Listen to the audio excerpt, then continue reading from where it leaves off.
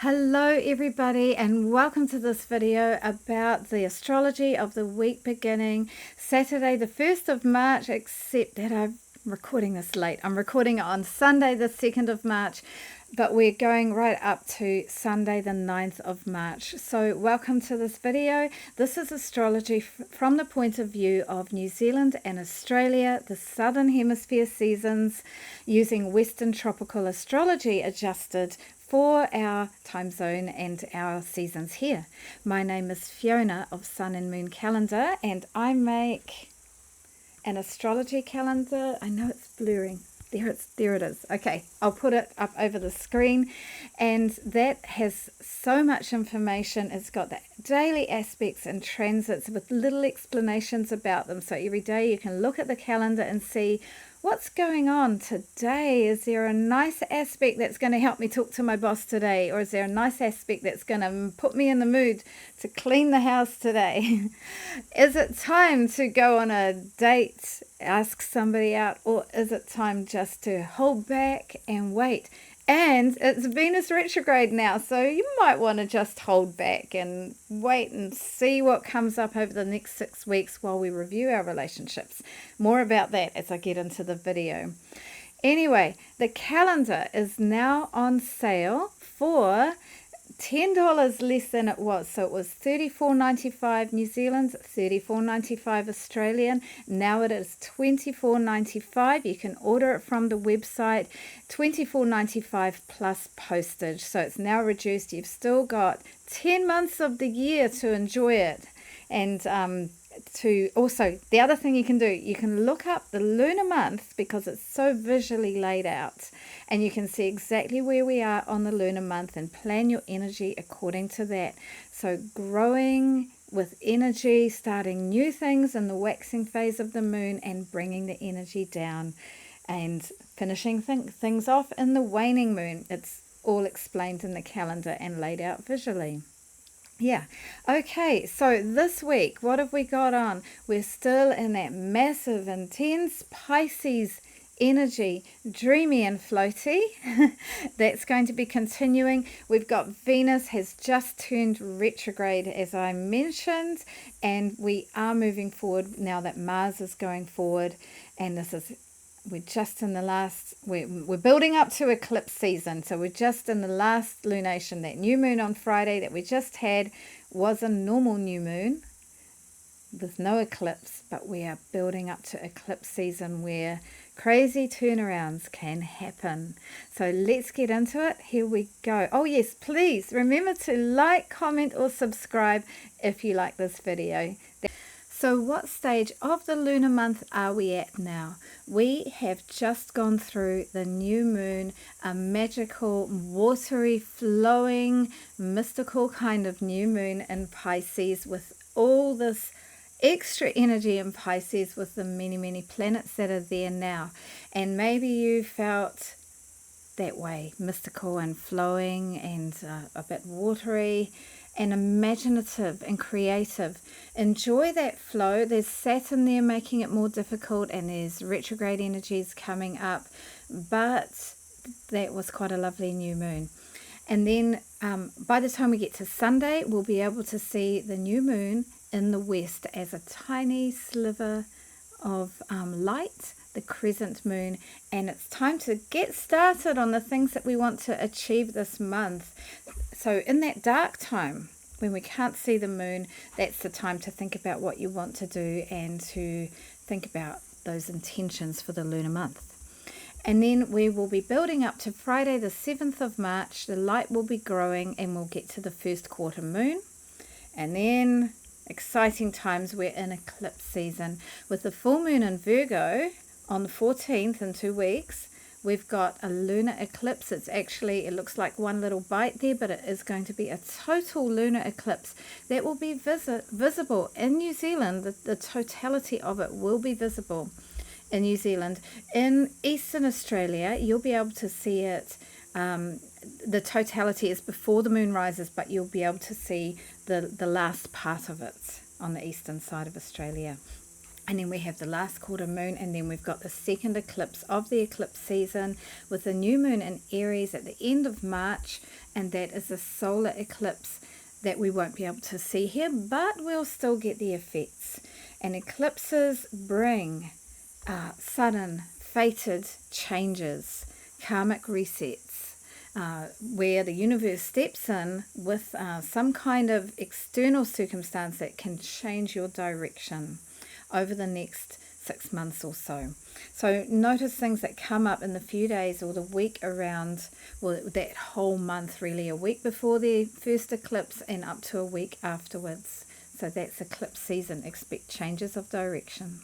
And here's the lunar month of Pisces laid out as it is in the calendar. This is the Australian edition of the calendar. So that was new moon on the 28th of February, and then we had Saturday 1st of March, and then on Sunday the 2nd of March, Venus turns retrograde, and then you can see that pink line underneath where Venus is retrograde all through this month and most part of the next month. And we've also got Mercury retrograde. We see where that yellow line is down there. And I'll just show you on the New Zealand sample on the Pisces page for New Zealand. See where the 14th is? That's the full moon lunar eclipse that we're going to have on the 14th. We're building up to that. Let's now take a look at this week's aspects and transits one by one through the week. Yesterday, on Saturday the 1st of March, Mercury entered its pre-shadow, and this is where Mercury reached a degree that it will retrograde back to. So it's going to go forward into Aries and then turn around about 9 degrees of Aries and then come back to this point, 2649 of Pisces. So this is another point in Pisces that is adding to all that Pisces energy, that flow, imagination, creativity, and also becoming confused and losing our boundaries and not knowing which way to go, this way, that way. That's mutable energy of the fishes swimming around this way and that in the sea. So Mercury in its pre-shadow, so we still have another couple of weeks before Mercury actually turns direct. It's still going forward now. And then on Sunday, the 2nd of March, in the afternoon, before I started recording, Venus turned retrograde at 10:50 of Aries. And that point around Aries, 9 degrees, 10 degrees of Aries, there's so much happening there with Venus turning retrograde there and Mercury turning retrograde there. And we're going to have the solar eclipse in Aries at the end of March at that point as well. So lots of action there.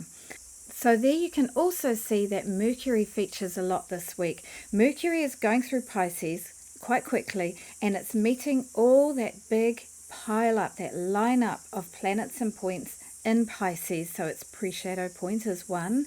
It's conjunct the North Node on the 2nd of March on the Sunday, and then conjunct Neptune the very next day, because the North Node and Neptune are still very close together.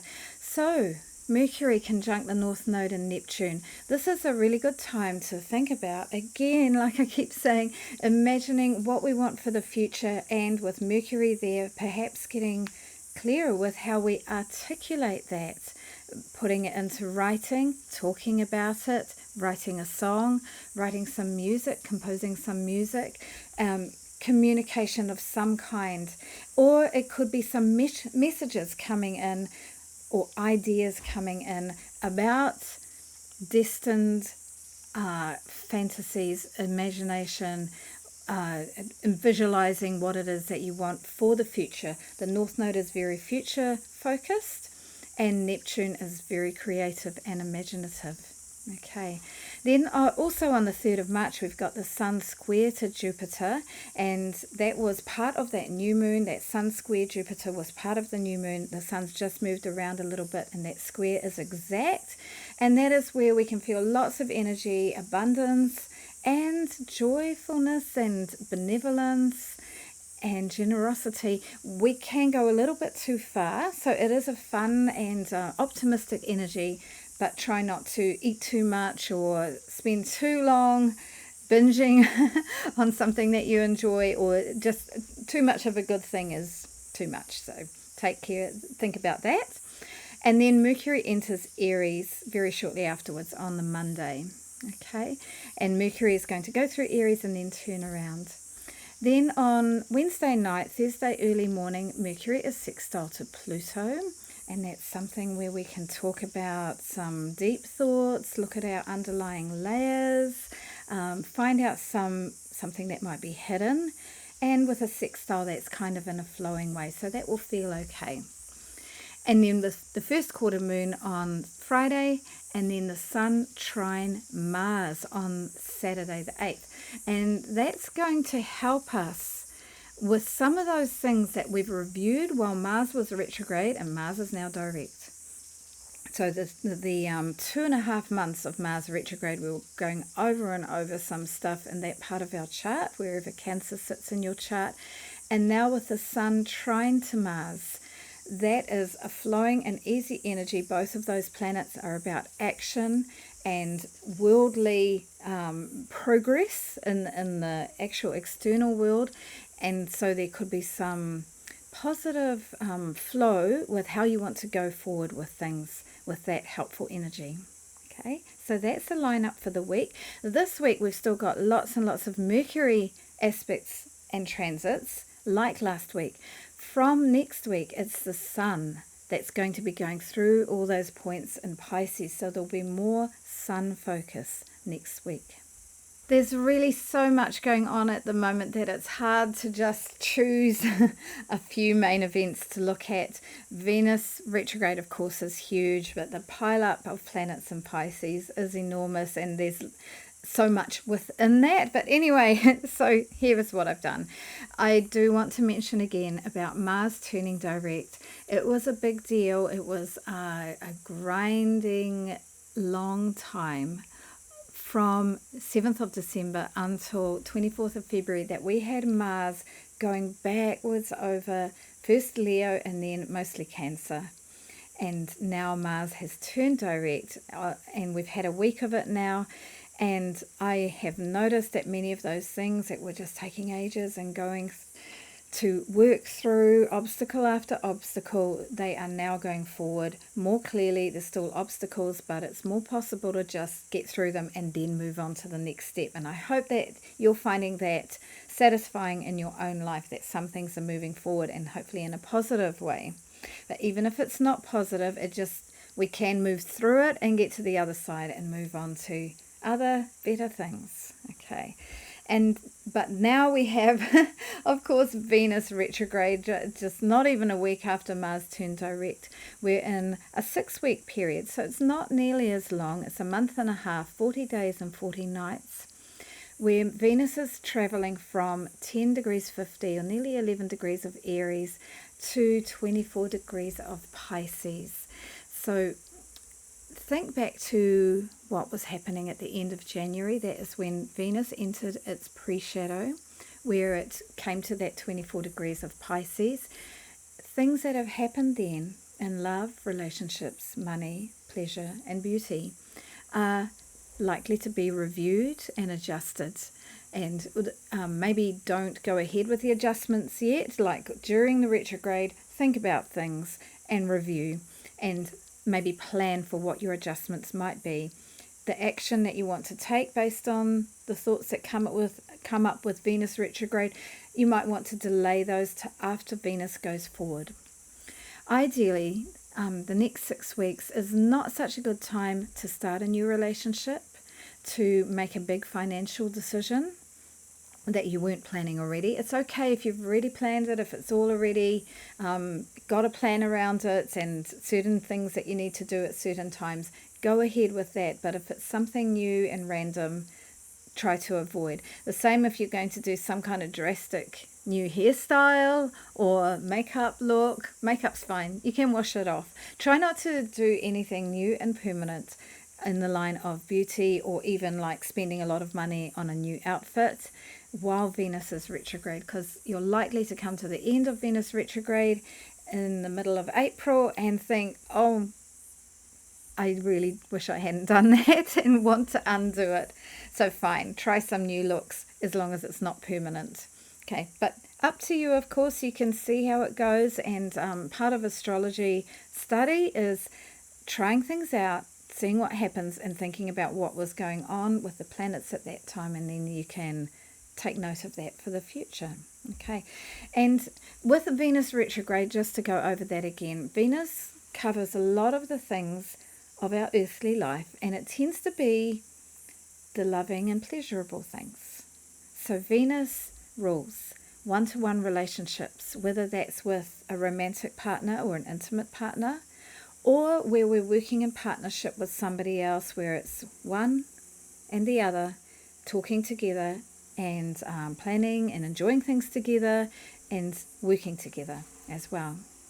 Venus is also about charm and diplomacy, courteous behavior, politeness, and the compliments, and saying sweet things that help the conversation flow and encourage connection.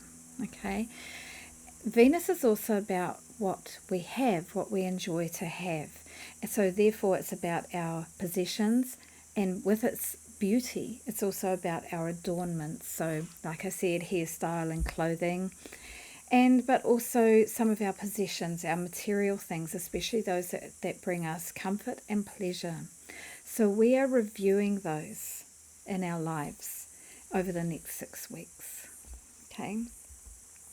And what happens during Venus's retrograde? So you may have seen Venus recently in the sky, very, very bright and beautiful at sunset, or after sunset actually, after sunset.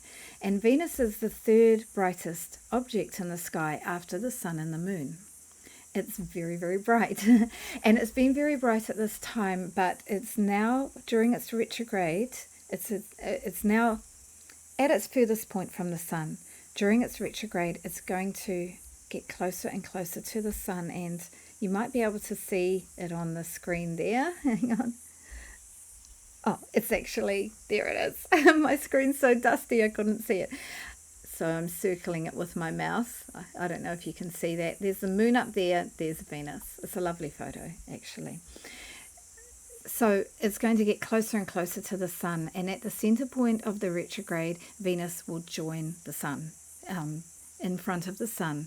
And that's going to be a real point, an important point in the Venus retrograde that I'll talk about later. Okay. And then after that, Venus will be still disappeared for a while, but eventually Venus is going to be far enough from the sun that we'll see Venus, but this time Venus will be a morning star. So Venus will be appearing on the horizon as a morning star just before sunrise in the mornings at the end of her retrograde. And there I've got some of the Māori names for Venus as an evening star. So currently, mere mere tū ahi ahi, Venus is an evening star, orangi tū ahi ahi. And then after the retrograde, when Venus is a morning star, kōpu. Different iwi and different rohe, they have many different names for Venus, and as a morning star and an evening star. Those are a few of the names. Okay, and I'm talking about this again, as I will be still for a while. The great lineup of planets in Pisces, so unusual, apparently not since the 1800s, late 1800s, have we had Neptune and the lunar nodes, and I think Saturn as well. And so this is once in a lifetime that those really big players are there, Neptune, Saturn, and the lunar nodes. So how can we make what we imagine real? How can we make our ideals about what we want for the world, what we want for our lives, our ideals, our fantasies, how can we make them real with that Saturnian energy, Neptune and Saturn? Imagination, reality, how can we bring those together? And then the North Node there, bringing in fated changes and making us very future focused. As well as that, the Sun, the new moon that we've just had, Mercury and Venus having those retrogrades through Pisces. Crazy times.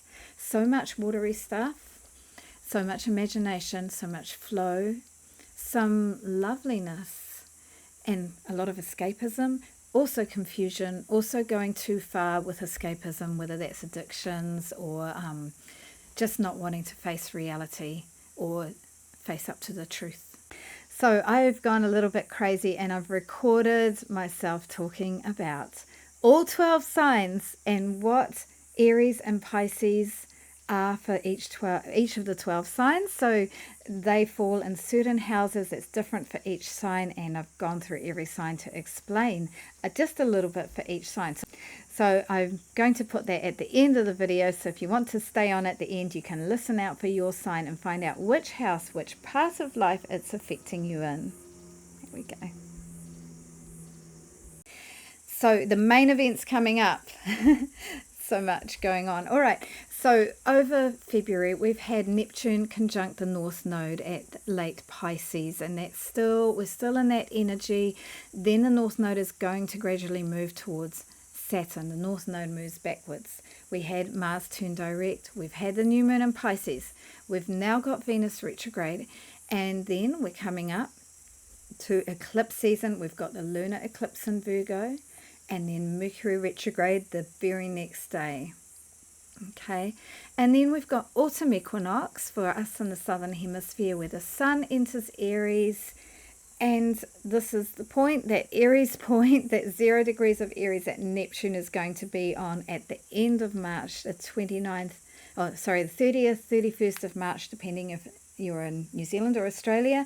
Neptune going into Aries, that is once in a lifetime. It takes 166 years to go around the zodiac, and the last time was 166 years ago. Very big moment for us. None of us alive have experienced Neptune in Aries, and we're about to go into that energy. Yeah, so big times, so interesting. So at the moment, Pisces and Aries are the areas where we've got the most intense action. Okay, so I'm quickly going to zoom through what houses those are, because for each sign. So if you are Aries, Sun, Moon or Rising, Aries is your first house, and so everything to do with you at the moment has got this Venus, planet of relationships, reviewing. Pisces is your 12th house, so Pisces is dreamy and flowing and imaginative and connected to other worlds. That's even more so for you, because 12th house is also like that. If you're Taurus, Venus is in your 12th house. So Venus is in Aries, Aries is your 12th house. So you're going to be reviewing things in a more dreamy and distant way, and it could be a good time to take some time out for a little bit of withdrawal.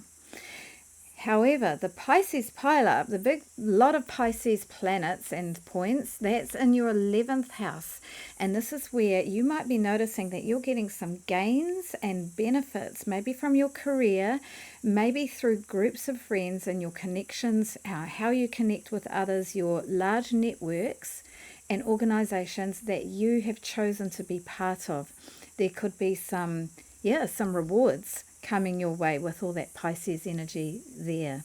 Okay, if you're Gemini, Aries is in your 11th house, and so you're having that Venus retrograde and also the sun coming in there, and that's in your areas of rewards from your careers and your great networks that you choose. And Pisces is your 10th house of career. So with your 10th house, that is your career, your status, your reputation.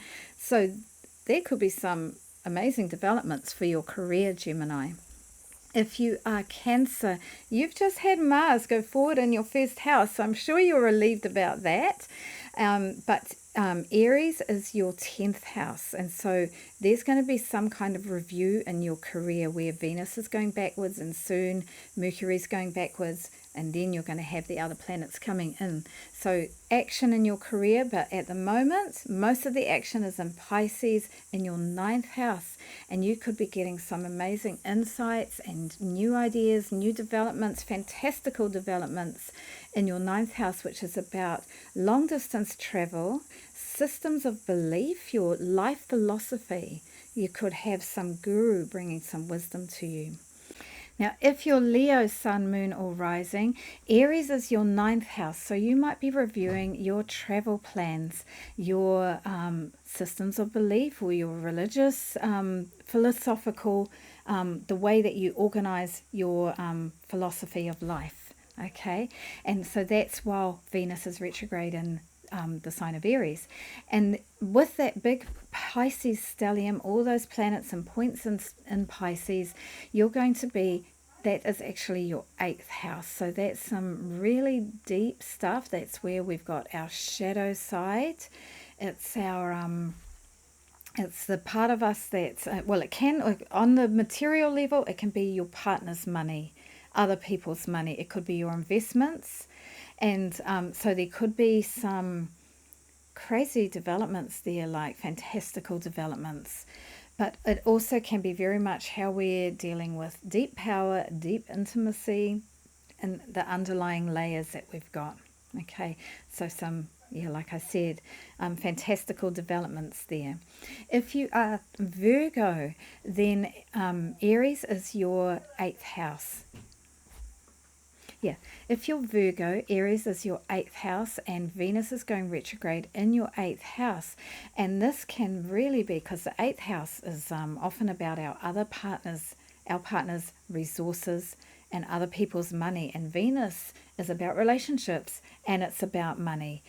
So there could be some real review going on there, and there could be some transformation through that. Yeah, the 8th house can bring some deep and kind of heavy going transformation, but important for our soul.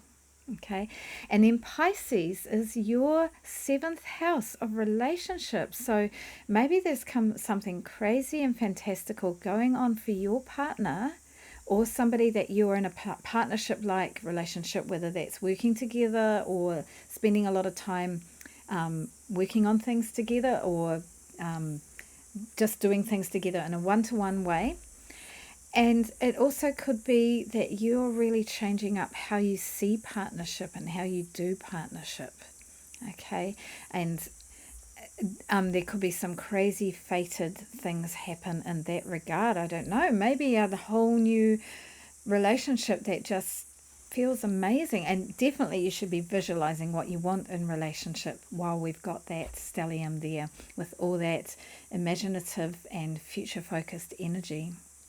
Okay, if you're Libra, Aries is your 7th house of partnership and relationships, and Venus is your planet. Your Venus rules Libra, and it's going backwards, retrograde in your sign of relationship. So it's really a big time for Librans to review relationship. Yeah, okay.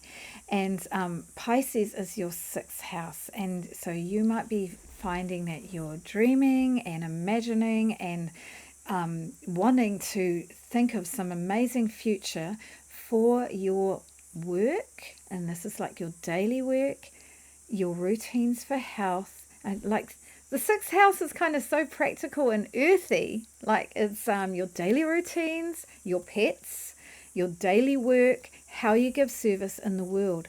But with Pisces, you're actually kind of a mystical, magical person with that, Libra, in that area of your chart. And you've got all this amazing energy that's intensifying. So who knows what you're going to end up doing in the future as a result of some seeds that you plant now in your work, and how you give service in the world, and perhaps your pets. Maybe a new pet comes to you, maybe a whole new job comes to you, maybe you have a whole new way to approach health.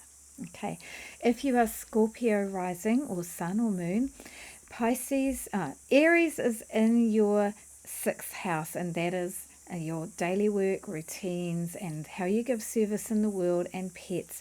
And you are reviewing those. You might decide that by the end of Venus retrograde, you don't want to do this job that you've got anymore, or these routines that you've been doing. Maybe that yoga in the morning is not working for you.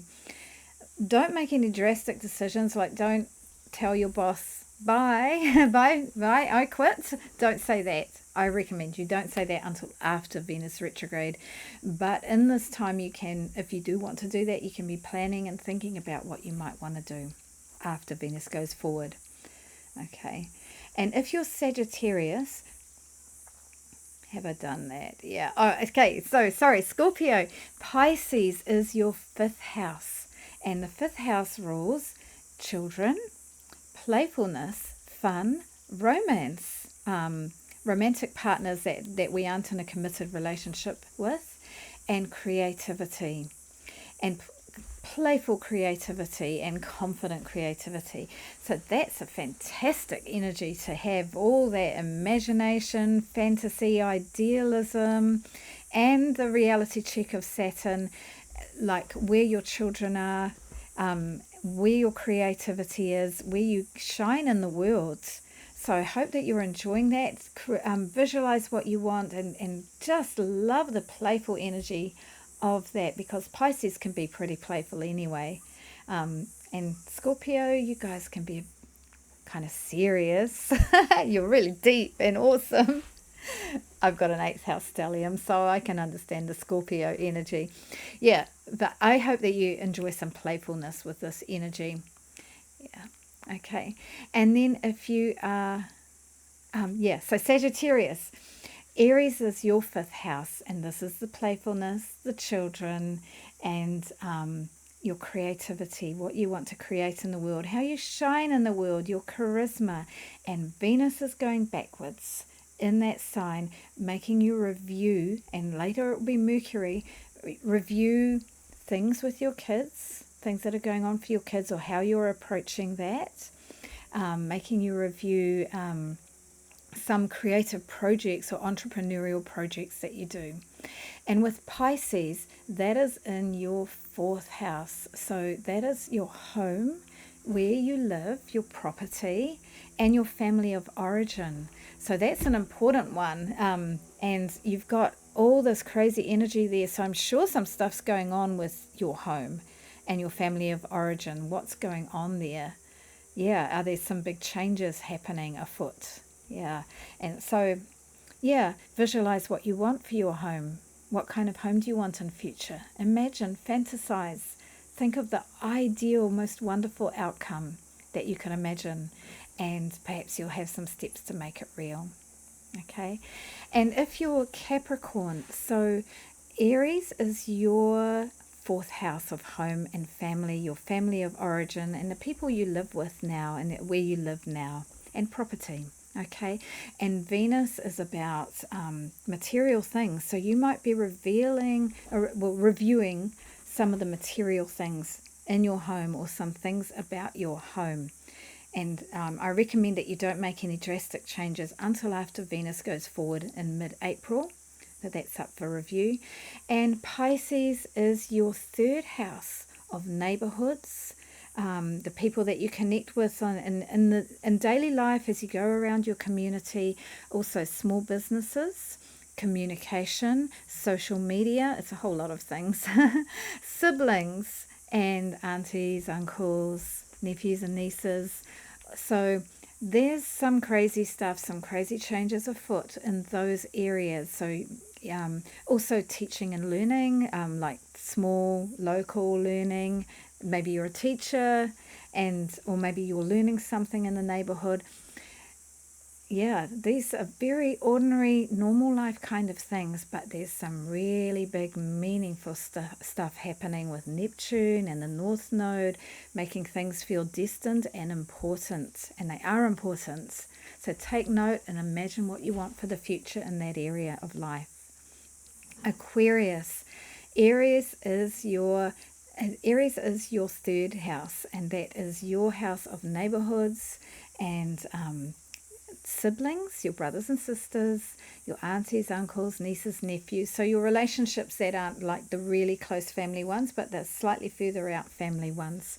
And also communication and social media and small businesses. So Venus is causing you to review these as it goes through its retrograde in the next 6 weeks. Okay. And then your Pisces is your 2nd house of your earnings and your sense of self-worth and your money, that the money that's come from you and your sense of self-belief and what you've earned. Okay, and so there could be some amazing changes happening there this week. You can be really visualizing some wonderful, abundant things for the future and getting some ideas about how to put that into reality with Saturn and Mercury there. Okay, and finally Pisces, that's my rising sign and my moon sign. Pisces, we have got Aries in our second house, and Venus rules money.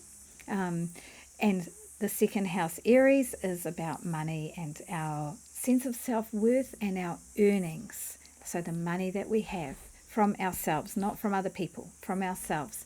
And we're going to be reviewing that and hopefully coming to a greater sense of self-worth that's going to help us feel confident with our finances and move forward more abundantly in future with those reviews. Try not to make any big, hasty financial decisions while Venus is retrograde there. And then we've got that great, massive, imaginative, fantastical, future-focused stellium in our very own sign. So that's everything about us. It's our first house. Everything about our whole life, our relationships, how we show up in the world. We are dreaming, we are fantasizing. Do that, and then also think about how might we make some of those idealistic, amazing dreams a reality. There we go. A quick roundup. It takes ages. 12 signs, there's so many. So there we go, everybody. That is my video for this week, and I hope that you actually enjoy Venus retrograde. It means that we can be feeling more intensely some of the loving feelings, because Venus is closer to the earth, but it's some going backwards. You might come across your ex, or you might receive a random email from your ex or a text out of nowhere, because there's some things still to think about or just sort out or finish off. It could be a little thing, could be a big thing. Okay, or it could be old friendships, old girlfriends. Okay. Anyway, remember to order a calendar, only $24.95 now and you've still got 10 months of the year to go from Sun and Moon Calendar, and enjoy the week, everybody. Hei konara, bye for now.